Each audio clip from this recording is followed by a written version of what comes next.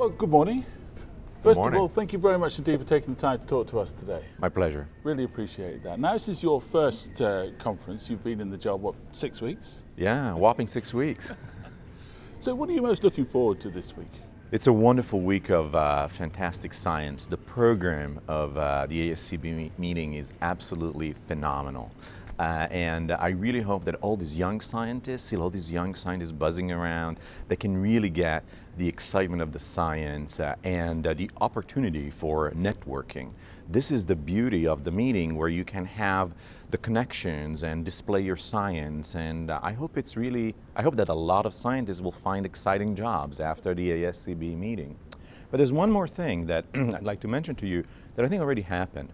And last night at the keynote speakers lecture, I hope that the message that came across was a very important one. We heard from Secretary Chu that his phenomenal science in physics and biophysics, and we heard that he went into public service because there is a big problem that needs to be solved, which is climate change and sustainability of the Earth.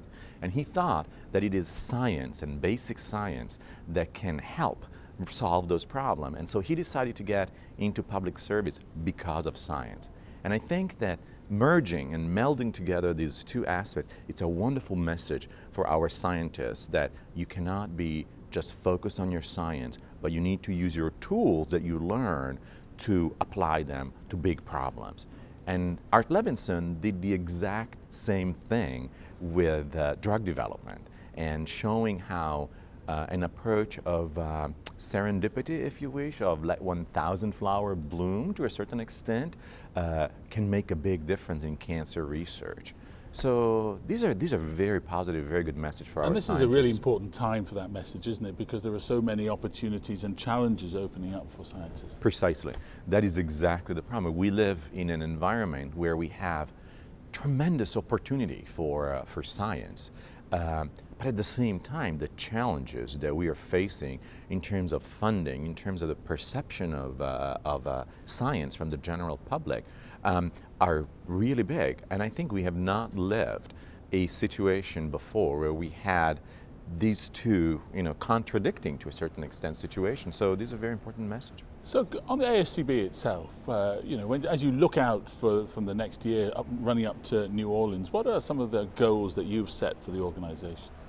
We just had the board meeting, and I spoke to the board about rehashing all the activities that the society does for young investigators. I think that the next year it's really going to be focused in finding and developing activity and initiative that will make young scientists at home at ASCB, not just in San Francisco or in New Orleans at the annual meeting for 5 days a year, but a set of activity throughout the year, so that one can use the society as a training opportunities.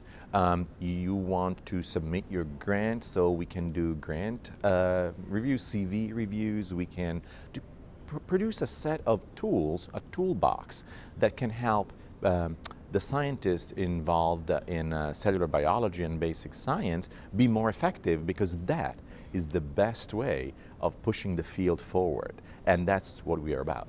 That's really fascinating. We've spoken to a lot of young scientists this week. I'm very happy to hear that. Postdoctoral students, and they were saying what's fantastic about the ASCB is the ability to speak to people who you wouldn't normally get the chance to speak to, actually learn from your peers and from people who have kind of been there before, and they really kind of valued that. Isn't that wonderful? Yeah, this is exactly I think the essential part of the society, providing an opportunity where you can talk and learn from people that have made great contribution, and not just about their science, which of course is the number one, science comes first, but also learn the leadership skills. How did you get there? What did you do? And get advice, mentoring. Very often, we have great scientists in the labs, and a young investigator may end up being in that lab doing great science, but it can happen that that great scientist is not a great mentor. Right. And, or it can be that there are sensitive issues that maybe a scientist feels uncomfortable discussing. So having ASCB being a venue where one can seek mentorship and advice, it's a very important aspect. So finally, we're going to be tweeting this interview just as soon as we've finished it Way today. to go. Social media is important to you, isn't it? Yes, we want to boost our presence in all social media and new media. I fundamentally believe that today putting out a press release, it's not the way to disseminate the information. I mean, you want to put out a press release and you want to do more, but I see that social media can bring the society where people are and not bring the people where the society is. And also, if you consider how much mobile devices are taking up, in 2013, we're going to have more mobile devices than desktop and laptop computers. So we want to bring the society not just where our members are, but where our members happen to be. And so social media is going to be very important to get our message out. Well, thank you very much indeed for It was my pleasure. Thank you very much.